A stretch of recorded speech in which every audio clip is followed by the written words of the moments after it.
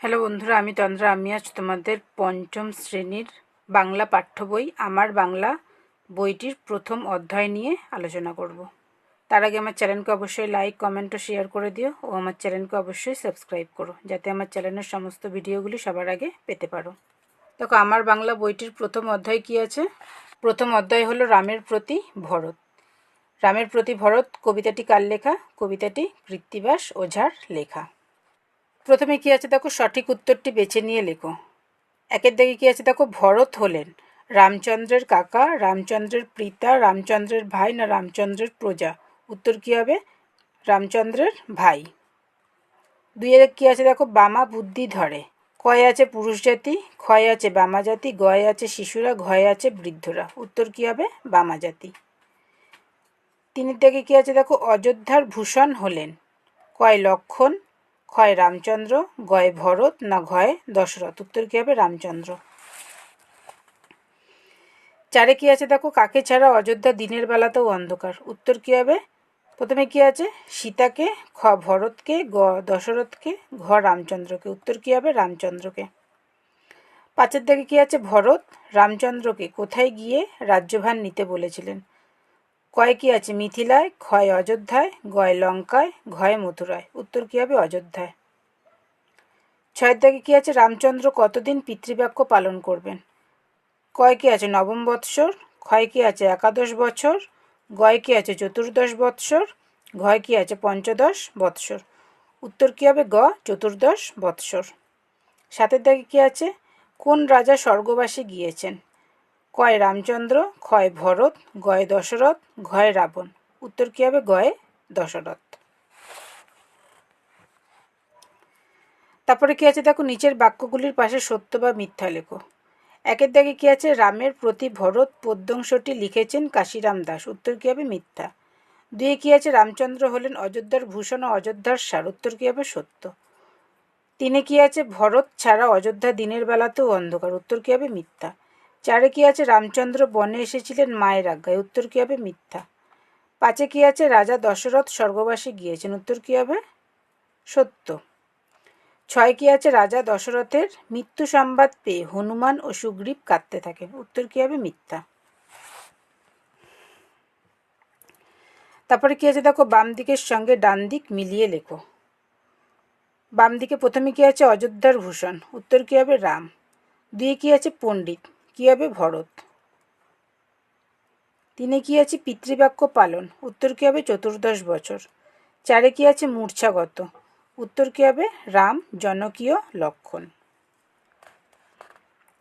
তারপরে কি আছে দেখো, একটি বাক্যে উত্তর দাও। একের দাগে কি আছে, ভরত রামের চরণ ধরে কি বলেছিল?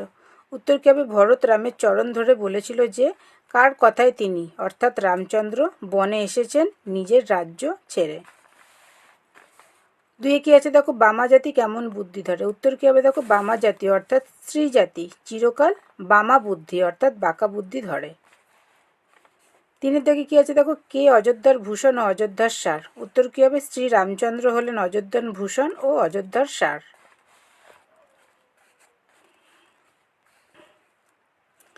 চারে কি আছে দেখো, রামচন্দ্র কার আজ্ঞায় বনে এসেছিলেন? উত্তর কি হবে? শ্রী রামচন্দ্র তার পিতা মহারাজা দশরথের আজ্ঞায় বনে এসেছিলেন।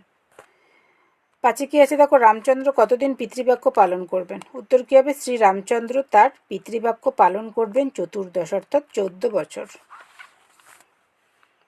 ছয় কি আছে দেখো, কে স্বর্গবাসে গিয়েছেন? উত্তর কি হবে? অযোধ্যার মহারাজা দশরথ অর্থাৎ রামচন্দ্রের পিতা স্বর্গবাসে গিয়েছেন। সাথে কি আছে দেখো, কোন কথা শুনে রাম, জানকী ও লক্ষণ মূর্ছা যান? উত্তর কি হবে? শ্রী রামচন্দ্র তার অনুজ ভরতের মুখ থেকে যখন শোনেন যে পিতা মহারাজা দশরথ স্বর্গবাসে গিয়াছেন, এ কথা শুনে রাম, জানকী ও লক্ষণ মূর্ছা যান। তারপরে কি আছে দেখো, নিচের প্রশ্নগুলির উত্তর দাও। একের দিকে কি আছে দেখো, বামা জাতির স্বভাবত বামা বুদ্ধি ধরে, কথাটির অর্থ কি? উত্তর কি হবে দেখো, কৃত্তিবাস ওঝার রচিত রামের প্রতি ভরত কবিতায় কথাটির অর্থ হল স্ত্রী জাতি চিরকাল বাঁকা বুদ্ধি লালন করে থাকে। দুইয়ের দিকে কি আছে দেখো, ভরত তার ক্লেশ কিভাবে কমবে বলে রামচন্দ্রকে বলেছিলেন? উত্তর কী হবে দেখো, কৃত্তিবাস ওঝার রচিত রামের প্রতি ভরত কবিতায় পিতৃবাক্য পালন করতে রামচন্দ্র বনবাসে এলে অনুজ ভরত রামচন্দ্রকে রাজ্যে ফিরে যেতে অনুরোধ করেন এবং রাজসিংহাসনে বসে রাজ্যের ভার নিতে বলেছিলেন, যাতে তার ক্লেশ কমবে বলে তিনি রামচন্দ্রকে বলেছিলেন।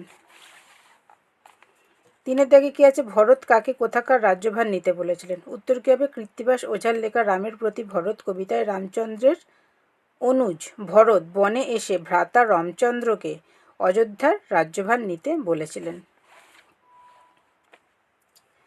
4 দাগে কি আছে দেখো, কি পালন করে রামচন্দ্র কোথায় ফিরে যাবেন? উত্তর কী হবে, কৃত্তিবাস ওঝার লেখা রামের প্রতি ভরত কবিতায় পিতার যে আদেশ পালন করার জন্য রামচন্দ্র বনবাসে এসেছিলেন সেই পিতৃবাক্য পালন করে, অর্থাৎ 14 বছর বনবাসে কাটিয়ে তিনি জানকী ও লক্ষ্মণকে নিয়ে অযোধ্যায় নিজের রাজ্যে ফিরে যাবেন। 5 দাগে কি আছে দেখো, রাম জানকী ও লক্ষ্মণ কেন ভূমিতে লুটিয়ে পড়ে কাঁদতে থাকেন? উত্তর কী হবে দেখো, কৃত্তিবাস ওঝার লেখা রামের প্রতি ভরত কবিতায় ভরত বনে এসে যখন শ্রী রামচন্দ্রকে রাজ্য অর্থাৎ অযোধ্যায় ফিরে যাওয়ার কথা বলেন, তখন রামচন্দ্র পিতৃবাক্য পালন করার কথা বলে ভরতকে জিজ্ঞাসা করেন যে পিতাশ্রী কেমন আছেন। তার উত্তরে ভরত রামচন্দ্রকে জানায় যে পিতাশ্রী স্বর্গবাসে গিয়েছেন। একথা শুনে রামচন্দ্র, জানকী ও লক্ষ্মণ ভূমিতে লুটিয়া পড়ে কাঁদতে থাকেন। তারপরে কি আছে দেখো, নিচের শব্দগুলি দিয়ে বাক্য রচনা করো। প্রথমে কি আছে, চরণ। চরণ দিয়ে বাক্য রচনা কি লিখেছি দেখো, কোনো শুভ কাজ শুরু করার আগে বড়দের চরণে প্রণাম করা উচিত। তারপরে কি আছে দেখো, রাজ্য। রাজ্য দিয়ে কি লিখেছি দেখো, যে কোনো রাজ্যের রাজার প্রথম ও প্রধান কর্তব্য হলো প্রজাদের পালন করা। তারপরে কি আছে দেখো, অপরাধ। অপরাধ দিয়ে কি লিখেছি দেখো, কোনো অপরাধ করলে তার শাস্তি পাওয়ার জন্য তৈরি থাকতে হয়। তারপরে কি লিখেছি দেখো, ক্ষমা। ক্ষমা দিয়ে কি লিখেছি দেখো, দোষ করলে তার জন্য অবশ্যই ক্ষমা চাওয়া উচিত। তারপরে কি আছে, ক্লেশ। ক্লেশ দিয়ে কি লিখেছি দেখো, অনু ছোটবেলা থেকেই খুব কায় ক্লেশে দিন যাপন করেছে। তারপরে কি আছে দেখো, ভূষণ। ভূষণ দিয়ে কি লিখেছি দেখো, বাসুকি নাগ শিব ঠাকুরের গলার ভূষণ। তারপরে কি আছে, উচিত। উচিত দিয়ে কি লিখেছি দেখো, আমাদের সকলের উচিত বড়দের কথা মান্য করা। তারপরে কি আছে, প্রত্যক্ষ। প্রত্যক্ষ দিয়ে কি লিখেছি দেখো, কোনো কিছু নিজ চোখে প্রত্যক্ষ না করে কারো ওপর দোষ দেওয়া উচিত নয়। তারপরে কি আছে দেখো, কুশল। কুশল দিয়ে কি লিখেছি, সকল বাবা মা চায় তার সন্তানেরা যেখানেই থাকুক যেন কুশল থাকে। তারপরে কি আছে, রোদন। রোদন দিয়ে কি লিখেছি দেখো, ছোট শিশুটি বিছানায় শুয়ে শুয়ে রোদন করছে। তারপরে কি আছে দেখো, নিচের শব্দগুলির পদ পরিবর্তন করো। প্রথমে কি আছে, অপরাধ। অপরাধের কি হবে, অপরাধী। দেশের কি হবে, দেশীয়। ভূষণের কি হবে, ভূষিত। পণ্ডিতের কি হবে, পাণ্ডিত্য। উচিতের কি হবে, ঔচিত্য। বৎসরের কি হবে, বাৎসরিক। তারপরে কি আছে দেখো, নিচের শব্দগুলির বিপরীত শব্দ লেখো। প্রথমে কি আছে, আগমন। আগমনের কি হবে, প্রস্থান। অপরাধের কি হবে, নিরপরাধ। অন্ধকারের কি হবে, আলো। পণ্ডিতের কি হবে, মূর্খ। উচিতের কি হবে, অনুচিত। প্রত্যক্ষর কি হবে, পরোক্ষ। স্বর্গ কি হবে, নরক। তারপরে কি আছে দেখো, নিচের শব্দগুলি দুটি করে সমার্থক শব্দ লেখো। প্রথমে কি আছে, চরণ। চরণের কি হবে, পা ও পদ। তারপরে কি আছে, প্রভু। প্রভু দিয়ে কি লিখেছি দেখো, ঈশ্বর, ভগবান, দেবতা। তারপরে কি আছে, পিতা। পিতা দিয়ে কি লিখেছি দেখো, জনক, জন্মদাতা, বাবা। তারপরে কি আছে, কুশল। কুশল দিয়ে কি লিখেছি দেখো, ভালো, মঙ্গলজনক, সুকুশল। তারপরে কি আছে, স্বর্গ। স্বর্গ দিয়ে কি লিখেছি দেখো, দেবলোক, স্বর্গপুরী, নন্দনকানন। তারপরে কি আছে দেখো, ভূমি। ভূমি দিয়ে কি লিখেছি দেখো, ভূ, জমি, মাটি।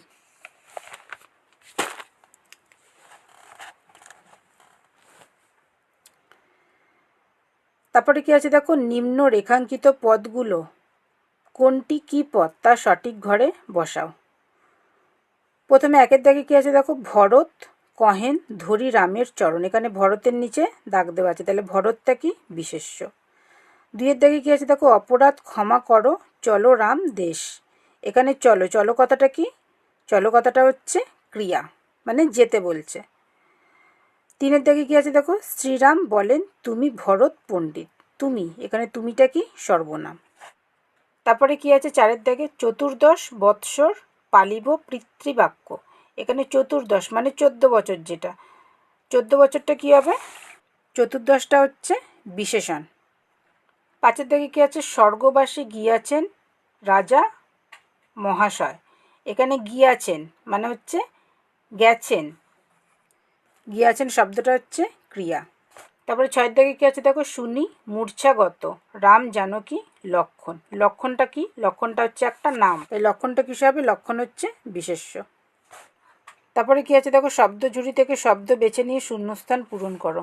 1 দাগে কি আছে, ড্যাশ স্বভাবত বামা বুদ্ধি ধরে। উত্তর কি হবে? বামা জাতি। 2 কি আছে দেখো, অযোধ্যা ড্যাশ তুমি অযোধ্যার ড্যাশ। উত্তর কি হবে? অযোধ্যার ভূষণ তুমি অযোধ্যার সার। 3 দাগে কি আছে, শ্রীরাম বলেন তুমি ভরত ড্যাশ। উত্তর কি হবে? পণ্ডিত। 4 দাগে কি আছে, চতুর্দশ বৎসর পালিব ড্যাশ। উত্তর কি হবে? পিতৃবাক্য। 5 দাগে কি আছে, ভূমিতে লুটিয়া বহু করেন ড্যাশ। উত্তর কি হবে? রোদন। তারপরে কি আছে দেখো, নিচের প্রশ্নগুলির উত্তর দাও। 1 দাগে কি আছে, রামের প্রতি ভরত পদ্যাংশে ভরতের ভাতৃভক্তির পরিচয় দাও। উত্তর কি আছে দেখো, কৃত্তিবাস ওঝার লেখা রামের প্রতি ভরত কবিতায় শ্রী রামচন্দ্র তার পিতা দশরথের আদেশে 14 বছরের জন্য বনবাসে গিয়েছিলেন।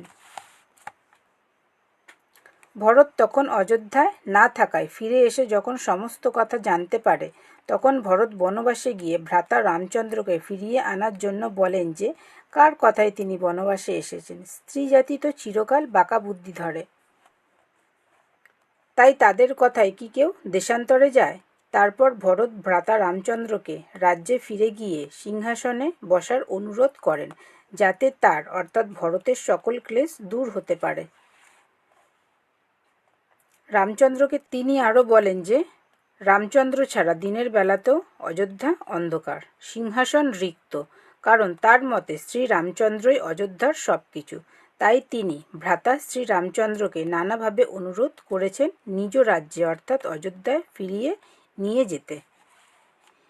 এর মাধ্যমে ভরতের ভাতৃভক্তির পরিচয় পাওয়া যায়। 2 দাগে কি আছে দেখো, ভরত রামের চরণ ধরে কি বলেছিলেন? রামচন্দ্র তখন ভরতকে কি বলেছিলেন? উত্তর কি লিখেছে দেখো, কৃত্তিবাস ওঝার লেখা রামের প্রতি ভরত কবিতায় ভরত রামের চরণ ধরে বলেছিলেন যে স্ত্রী জাতি চিরকাল বাঁকা বুদ্ধি লালন করে, তাই তাদের কথায় কি কেউ নিজ রাজ্য ত্যাগ করে বনবাসে আসে? তাই তিনি রামচন্দ্রকে অযোধ্যায় ফিরে গিয়ে সিংহাসনে বসে নিজের দায়ভার সামলাতে বলেছে, কারণ ভরতের মতে শ্রী রামচন্দ্র ছাড়া সমস্ত অযোধ্যা দিনের বেলাতেও অন্ধকার ও সিংহাসন রিক্ত, কারণ রামচন্দ্রই অযোধ্যার সর্বস্ব। পরের উত্তরটা কী হবে দেখো, শ্রী রামচন্দ্র তখন অনুজ ভরতকে বলেছিলেন যে বিমাতাকে দোষ না দিতে, কারণ তিনি বিমাতার কথায় নয় পিতার আদেশেই বনবাসে এসেছেন এবং পিতৃবাক্য পালন করার জন্য তিনি 14 বছর বনবাস জীবন কাটিয়ে তবেই অযোধ্যায় ফিরবেন। 3 প্রশ্নটা কি আছে দেখো, বনবাসে ভরত ও রামের কথোপকথন নিজের ভাষায় লেখো। উত্তর কি হবে দেখো, কৃত্তিবাস ওঝার লেখা রামের প্রতি ভরত কবিতায় শ্রী রামচন্দ্র তার পিতা দশরথের আদেশে 14 বছরের জন্য বনবাসে গিয়েছিলেন।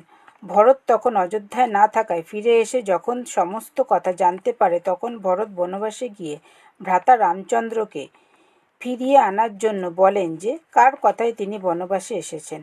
স্ত্রী জাতি তো চিরকাল বাঁকা বুদ্ধি ধরে, তাই তাদের কথায় কি কেউ দেশান্তরে যায়? তারপর ভরত ভ্রাতা রামচন্দ্রকে রাজ্যে ফিরিয়ে গিয়ে সিংহাসনে বসার অনুরোধ করেন, যাতে তার অর্থাৎ ভরতের সকল ক্লেশ দূর হতে পারে।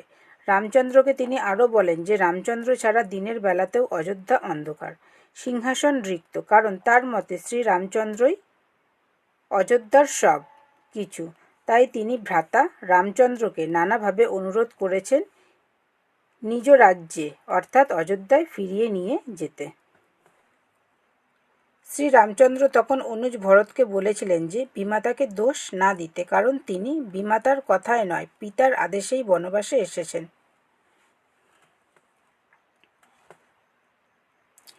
এবং পিতৃবাক্য পালন করার জন্য তিনি 14 বছর বনবাস জীবন কাটিয়ে তবেই অযোধ্যায় ফিরবেন। এরপর শ্রী রামচন্দ্র পিতা মহারাজ দশরথ কেমন আছে কিনা তার কুশল সংবাদ জানতে চাইলে অনুজ ভরত তাকে জানান যে পিতা স্বর্গরাজ্যে গিয়েছেন।